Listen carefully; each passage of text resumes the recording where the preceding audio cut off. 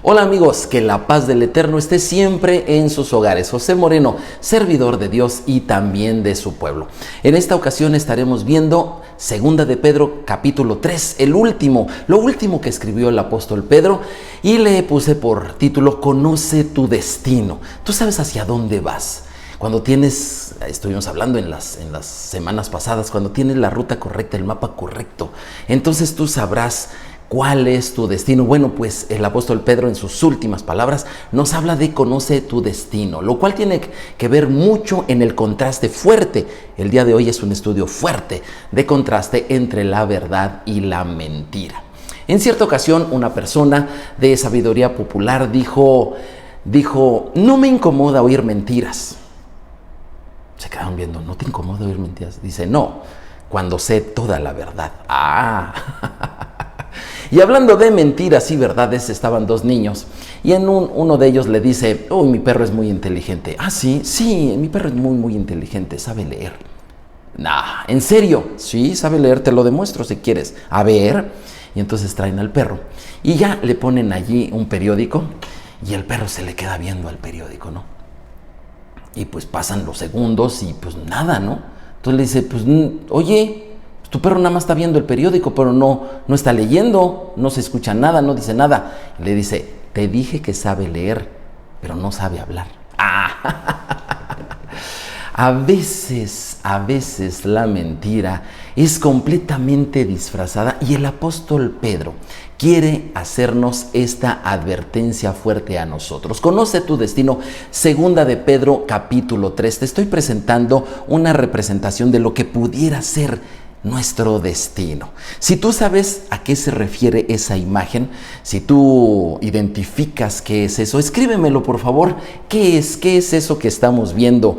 Esa especie de cubo allí en ese lugar, un cubo dorado. ¿Qué será? Hay artistas que han representado así nuestro destino. Bueno, la palabra de Dios dice, la hierba se seca y las flores se marchitan, pero la palabra de nuestro Dios permanece para siempre. Esto es una constante que debemos de ver porque la verdad permanece para siempre. La mentira no, la verdad sí permanece para siempre. Y por cierto, te preguntaré, ¿cuánto es para siempre? ¿Cuánto es para siempre? Nosotros como seres humanos tenemos en nuestro corazón el para siempre, la eternidad. Ese sentido de eternidad lo tenemos en el corazón porque todos quisiéramos vivir eternamente. Es un anhelo propio del ser humano. Sin embargo, cuando el ser humano dice para siempre, significa posiblemente mucho tiempo, significa exceso de tiempo muy dilatado, pero no para siempre. ¿Por qué? Porque aunque tenemos esto en el corazón, el concepto, entender la eternidad, es algo difícil. En el caso de Dios, esto no sucede así, precisamente porque Él es eterno, esa es su característica. Y Él le comparte esa característica de eternidad a algo muy importante, las Escrituras. Así es, por eso es que los profetas nos hablan y nos dicen que la hierba se seca, la flor se cae. O sea, todo lo que conocemos no es para siempre, pero la palabra de Dios permanece para siempre.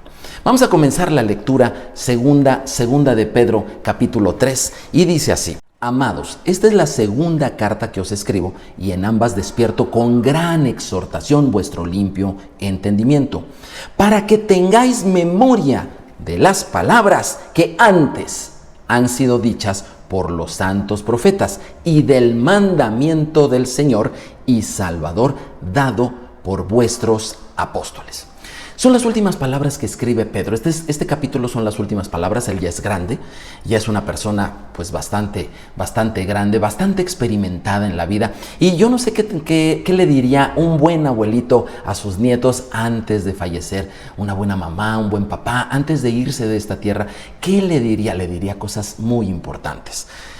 Yo no sé si sea tu caso. En el caso, por ejemplo, cuando mis padres, en cada uno en su momento, fallecieron, sus últimas palabras fueron de gran importancia y nos hablaban acerca del rumbo que ellos querían que tuviéramos en la vida, siguiendo a Dios, siguiendo su amor, su fe, su esperanza. Bueno, pues aquí el apóstol Pedro está haciendo lo mismo con los discípulos de su tiempo, pero también con todos. Acuérdate que esto fue a los que ya habían salido de Israel, a los expatriados, y les da un mensaje de esperanza. Y en ese mensaje de esperanza les dice, miren, la escritura. Recuerden lo que antes fue dicho por los profetas, fue escrito, las escrituras, el mandamiento, profetas, mandamiento. ¿De qué nos está hablando? Bueno, todos los judíos de aquel tiempo del primer siglo, como lo fue el apóstol Pedro, el apóstol Pablo, el apóstol Juan, inclusive el mismo Jesús de Nazaret, todos los judíos, ellos entienden a las escrituras, a esa eternidad hecha letra, ¿sí? Todos entienden a las escrituras en tres partes: la ley, los profetas y los salmos. Si tú querías una buena clasificación de las escrituras, pues qué mejor que la que dijo el mismo Jesús, ¿no? Ley, profetas y salmos. ¿Dónde está eso? Resulta que Jesús resucitado le habla a unos discípulos que no lo reconocían y que iban camino a Emaús. Y esto fue lo que les dijo.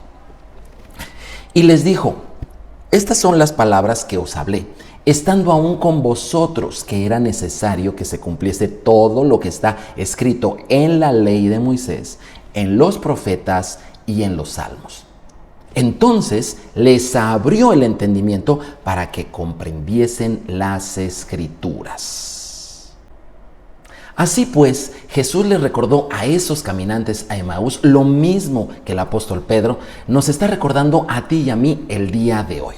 Es necesario que las escrituras completas, es decir, la ley de Moisés, los profetas, ¿cuáles? Pues los que están ahí escritos, ¿verdad? Y los salmos estén totalmente en nuestro corazón. Si quieres saber más acerca de qué partes abarca la ley, salmos y profetas, bueno, escríbeme por favor, porque ahí está contenido todo lo que está en la Biblia, en la Biblia que tienes el día de hoy, ahí está contenido. Y Jesús les dice que es necesario que toda la escritura, porque toda ella es útil, esté en nuestros corazones para que podamos guardar esa esperanza viva, sobre todo, como en el caso de los caminantes de Emaús, sobre todo cuando los tiempos pues son difíciles de entender.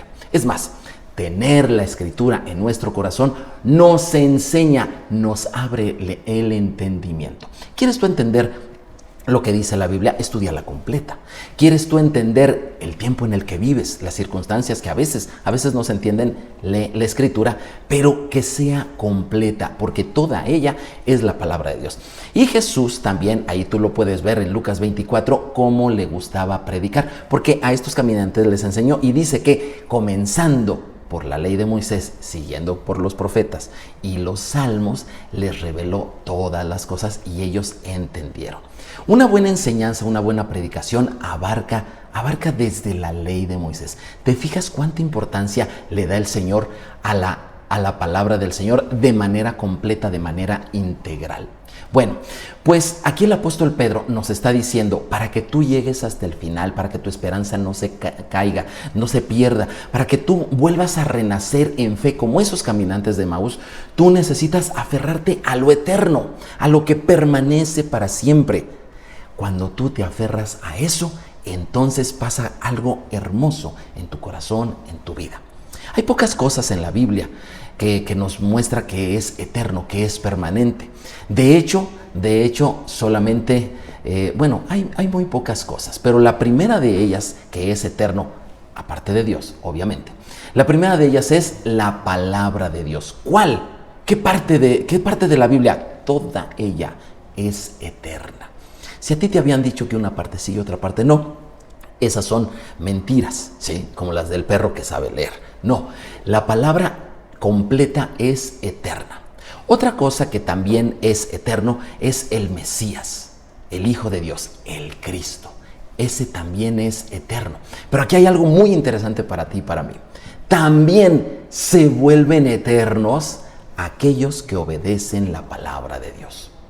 Es muy importante que recordemos que los peligros están al final del mundo y que Pedro nos dice que nos aferremos a las Escrituras, a la palabra de Dios. Pero ¿cómo comprenderlas? Bueno, pues cuando las estudiamos completas. Te estoy presentando una imagen, ¿sí?, en la que se muestra, esto es de manera gráfica, cómo la Torá, ¿sí?, el Pentateuco, es la base, es por decirlo así, la raíz de toda la Escritura. Sobre de ella es que escribieron los profetas, es decir, los profetas no dijeron algo que no estuviera en la Torá. Después en los Salmos, que esto incluye no solamente los Salmos, sino los libros de sapiencia como Eclesiastés, ¿verdad? También los libros históricos como Ruth y Esther, en fin, todos ellos se escribieron con base en lo que dijeron los profetas, quienes escribieron con base en la Torá. Los evangelios, los 4 evangelios que conocemos, también todos ellos concuerdan con lo que está escrito antes, es decir, para los evangelios su base son todas esas secciones una tras otra en cadena hasta tener la Torá por base de todas ellas. Las epístolas de Pablo, de Pedro, de Juan, de Santiago, todas ellas también se basan en lo anterior. No escriben cosas nuevas, no escriben cosas diferentes, no escriben cosas contrarias. Y finalmente Jesucristo dicta el Apocalipsis y ese está basado en todo lo anterior. Hay gente que dice que el Apocalipsis es difícil de entender y créanme, sí es muy difícil de entender cuando tu estudio no está basado en la Torá, en los profetas, en los salmos, en los evangelios o en las epístolas. Obviamente cuando el estudio no está basado en eso, pues obviamente resulta difícil. Pero cuando tú estudias el Apocalipsis conociendo la base de toda la Escritura, obviamente esto no resulta tan difícil. Jesús, que fue el que dictó el Apocalipsis, él dice así: el cielo y la tierra pasarán, pero mis palabras no pasarán. ¿Por qué no pasarán? Porque están basados en la Torá, en los profetas, en fin, en la Escritura completa. Antes de hablarnos de los peligros, que ahorita los vamos a ver en los versículos finales del capítulo, del 3 en adelante, antes de decirnos todos los peligros que se vienen al final de los tiempos y que todos los creyentes del mundo de todas las épocas tienen que estar muy atentos a ellos para no caer en esos riesgos, en esos peligros, el apóstol Pedro nos deja en claro que tu destino está conectado con la eterna palabra de Dios. Así que te invito a que le estudies fuerte, le estudies con ganas y que no deseches nada de ella. Vamos a ver ahora los peligros que se avecinan al final de los tiempos y que Pedro no los pone bien. Dice allí: sabiendo primero esto, que en los postreros días vendrán burladores, andando según sus propias concupiscencias y diciendo: ¿dónde está la promesa de su advenimiento? Porque desde el día en que los padres durmieron, todas las cosas permanecen así como desde el principio de la creación. Estos ignoran voluntariamente que en el tiempo antiguo fueron hechos por la palabra de los cielos y también la tierra, que proviene del agua y por el agua subsiste. Por lo cual el mundo de entonces pereció anegado en agua. Pero los cielos y la tierra que existen ahora están reservados por la misma palabra, guardados para el fuego en el día del juicio y de la perdición de los hombres impíos. Aquí ya nos está hablando de los postreros tiempos. Va a haber en los postreros tiempos, dice que habla de unos burladores, es decir, gente que se burla de la verdad, que dice: mira, ya pasaron mucho tiempo, no sucede nada, no es cierto y empiezan a decir mentiras y cosas así, que prefiero no repetir, obviamente. Pero esas personas que desestiman la palabra de Dios, ya sea completa o parcialmente, simplemente son burladores. Y de ellos hay que tener cuidado de sus enseñanzas. Antes de que venga el juicio de Dios, tiene que venir dos cosas. Una, tiene que venir el fermento de todo lo que hay, ¿sí? ¿Tú conoces de los fermentos? Bueno, tiene que fermentarse todo lo que hay. Y también tiene que venir la famosa apostasía. Si tú quieres saber más acerca de esto, yo te invito a que leas un pasaje paralelo en 2 de Tesalonicenses capítulo 2, el capítulo completo. Es un pasaje paralelo a esto que estamos viendo de Pedro. Nos está hablando del final de los tiempos y de esos engañadores, de esos falsos maestros, de esos falsos profetas. Nos está hablando de todo eso, y en el versículo 7 de Segunda de Tesalonicenses habla de el misterio de la iniquidad. Ahí tienes, porque ya está en acción el misterio de la iniquidad. A veces esas palabras como iniquidad, que ya no se usan tanto en nuestro lenguaje cotidiano, necesitamos, para poder entenderlas, irnos al texto original. Te invito a que, por ejemplo, en una Biblia interlineal, tú puedas revisar qué significa esa palabra de iniquidad, y te vas a sorprender que en griego es la palabra anomía, que significa transgresión de la ley o violación de la ley. Así es, violación de la Torah. En los últimos tiempos, sí, habrá gente que hable de la palabra de Dios, pero serán personas que enseñen a violar la palabra de Dios, a violar la Torah, la ley de Moisés, ¿sí? Que es la base de toda la Escritura. Así es. Suena curioso, ¿verdad? Mira, en los últimos tiempos no será de sorprenderse que el crimen se incremente, que la mentira abunde más en los que nunca han querido la verdad.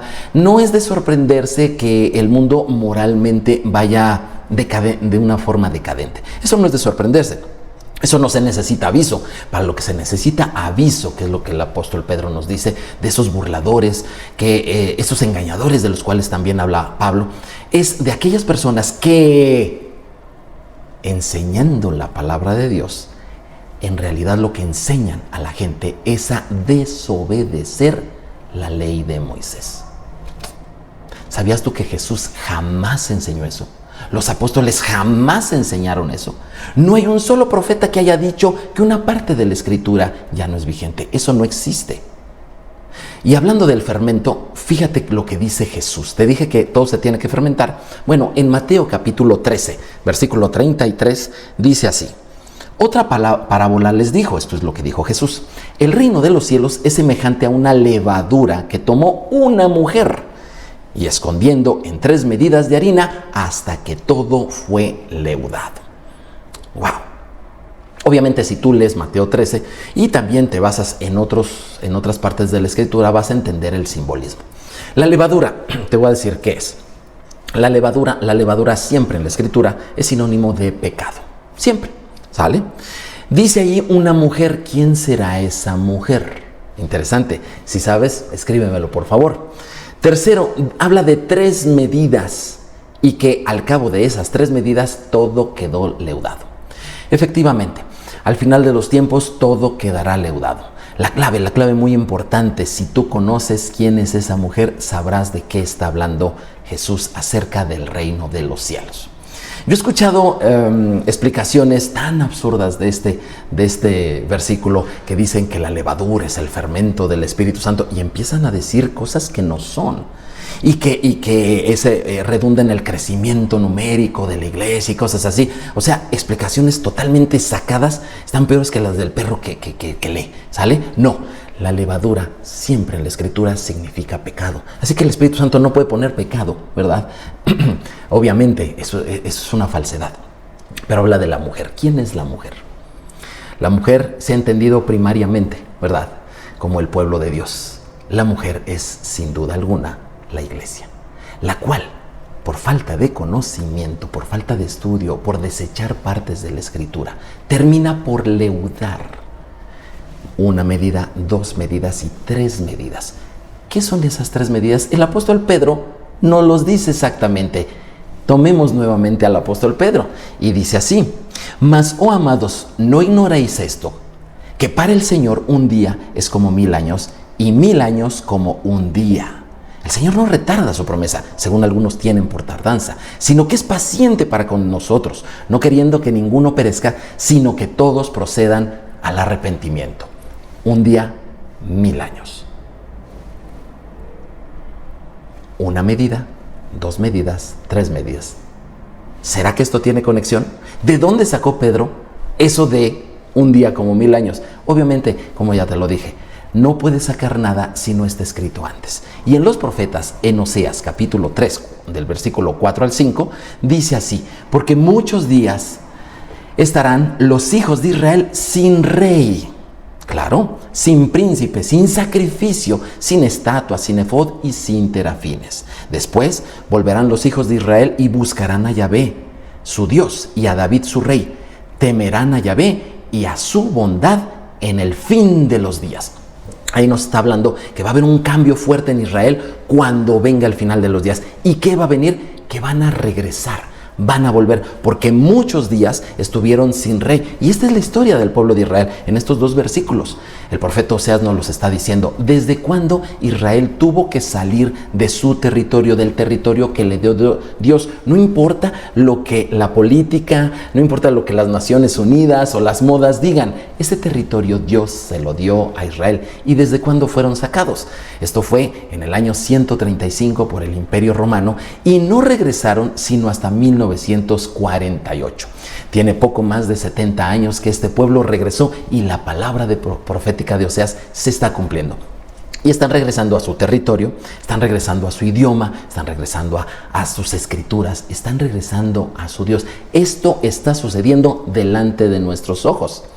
Y esto dice que sucederá al final de los días. ¿Cómo sabemos que estamos al final de los días? Porque Israel está regresando a su territorio. ¿Y qué pasa de esos 3,000 años, un día, 1,000 años, 1,000 años, un día? El mismo profeta Oseas nos dice: venid y volvamos a Yahvé. Obviamente le está hablando a Israel. Porque Él arrebató y nos curará, hirió y nos vendará, nos dará vida después de 2 días. En el tercer día, esto es en el tercer milenio, nos resucitará y viviremos delante de Él. ¿Ahora lo estás viendo? Estamos en el tercer milenio. ¿Y qué está pasando? Israel está resucitando. Y no solamente aquellos que están regresando a aquel bendito territorio en Medio Oriente. No solamente, sino también está Israel resucitando en el corazón de todos aquellos que somos verdaderas ovejas del Señor. Si tú eres una verdadera oveja del Señor, dejarás a un lado las mentiras, ¿verdad?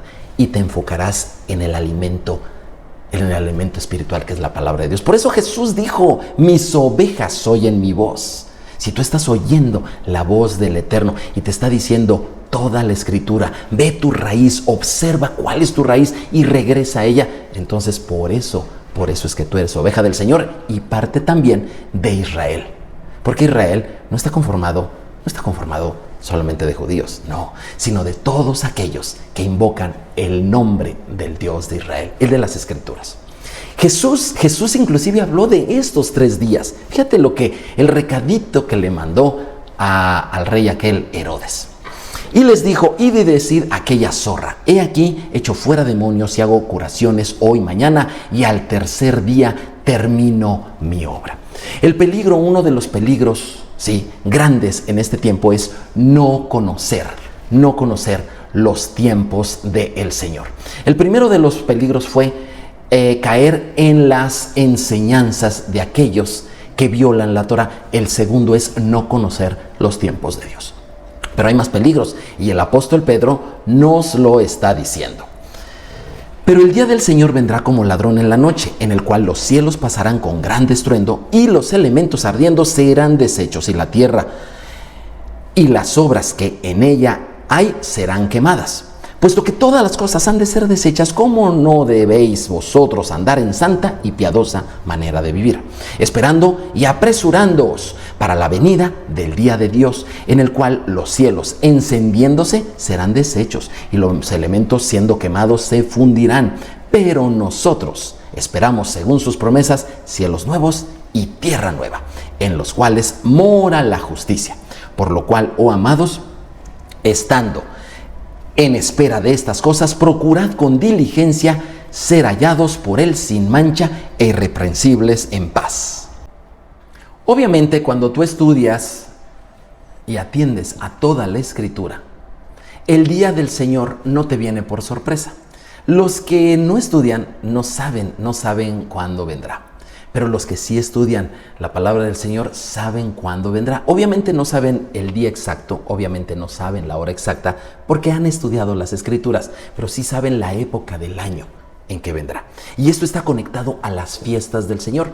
Para mayor referencia, te invito a que empieces a leer y estimar las escrituras que nos hablan de las fiestas del Señor. ¿Por qué? Porque Jesús hizo todo lo importante, todo lo que él hizo es importante, pero lo más importante lo hizo siempre conectado con las fiestas, con sus fiestas. Cuando nosotros estamos atentos a ello, seremos como esas vírgenes prudentes de las que habla la parábola. Y es que otro peligro que se acerca fuertemente y que ya está el día de hoy es no estar conectado con el reloj de Dios a través de sus fiestas. Ese es otro de los peligros. Y tened entendido que la paciencia de nuestro Señor es para salvación, como también nuestro amado hermano Pablo, según la sabiduría que le ha sido dada, os ha escrito casi en todas sus epístolas, hablando de ellas, de estas cosas, entre las cuales hay algunas difíciles de entender, las cuales los indoctos e inconstantes tuercen, como también las otras escrituras para su propia perdición. El apóstol Pedro vuelve a decirnos que es importante que estudiemos, que no seamos indoctos, que no seamos inconstantes. El indocto es el que no se documenta, el que no estudia. El inconstante es aquel que hoy piensa una cosa y piensa que al rato cambia. No, Dios no cambia, la escritura no cambia, la vigencia de ellas no cambia. Cuando Dios dijo una cosa, no cambia. Hay tantas enseñanzas al interior de la iglesia que contradicen esto.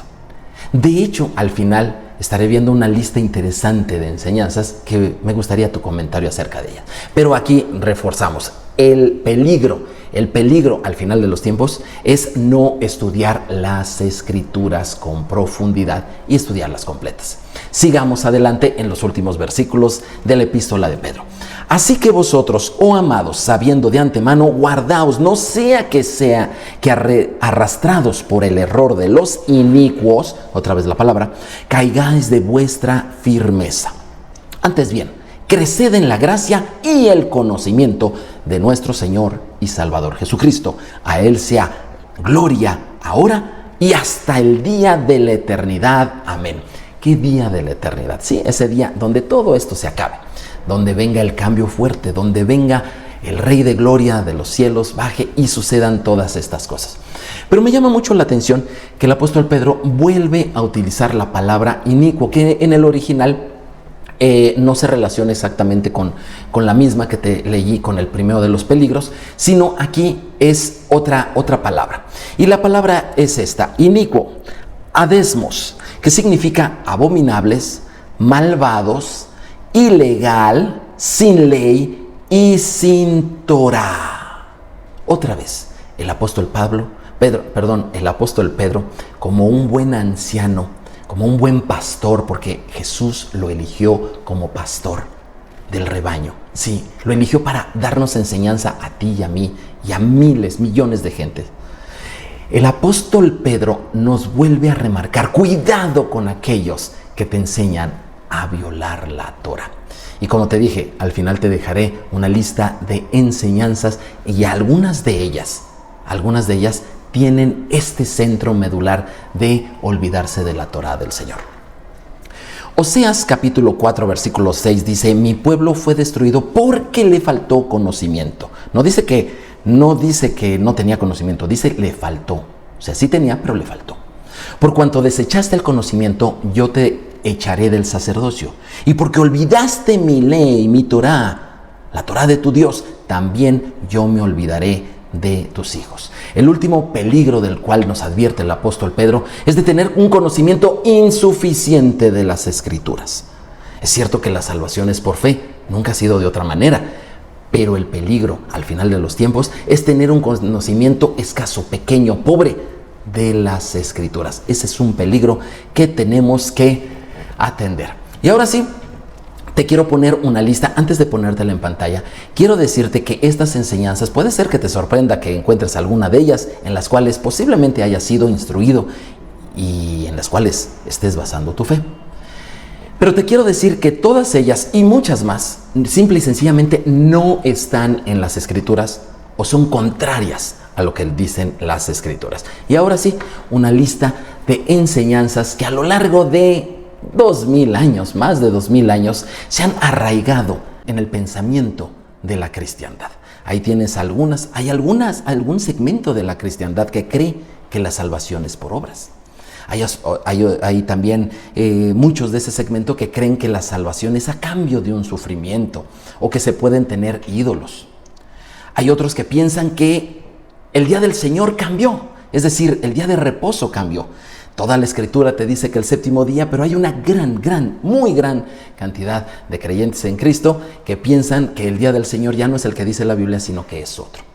Hay otros que piensan que pues una vez que creyeron en Cristo, no tienen riesgo alguno de perder su salvación. En cambio, otros piensan que acerca de la hipergracia, que todo es por gracia y por lo tanto tienen el permiso y el derecho de hacer lo que quieran, al fin que la gracia hará expiación por todas sus fallas. Estudia bien los profetas, estudia bien las Escrituras y verás que esto no es así. La división de las Escrituras, ¿verdad? Es decir, que hay un Antiguo y un Nuevo Testamento. ¿Por qué hicieron esa división si Jesús y los profetas jamás, los apóstoles jamás dijeron eso? La Escritura es una, Dios es uno, el pueblo de Dios es uno, la salvación es una. ¿Por qué dividir las Escrituras? Bueno, las intenciones no eran buenas. El hecho de pensar que Israel ya pasó a mejor término y ahora es la iglesia, ese también es una enseñanza totalmente falsa. Y en fin, ahí tienes algunas otras. Si tú identificas alguna de ellas o quisieras saber un poquito más, escríbeme por favor, porque todas ellas son enseñanzas apócrifas y es importante que con las Escrituras veamos que estas simple y sencillamente son mentiras. ¿Te acuerdas del perrito que supuestamente leía el periódico? Bueno, soy José Moreno. Te invito a que sigas conmigo en estas enseñanzas. Estaremos, con el favor de Dios, entrando con un apóstol fuerte. Fuerte, no es fácil de entender, pero sabiendo las Escrituras podemos entender lo que este apóstol nos enseñó. Particularmente aquellos que no son de origen judío. El apóstol Pablo es el que dejó gran enseñanza, sobre todo para aquellos creyentes, parte de Israel, que no son de estirpe judía. Bueno, te invito a que te suscribas, compartas, me dejes tus comentarios, porque seguramente habrá, y le des clic a la campana. Que el Señor te bendiga. Nos vemos. Shalom, shalom.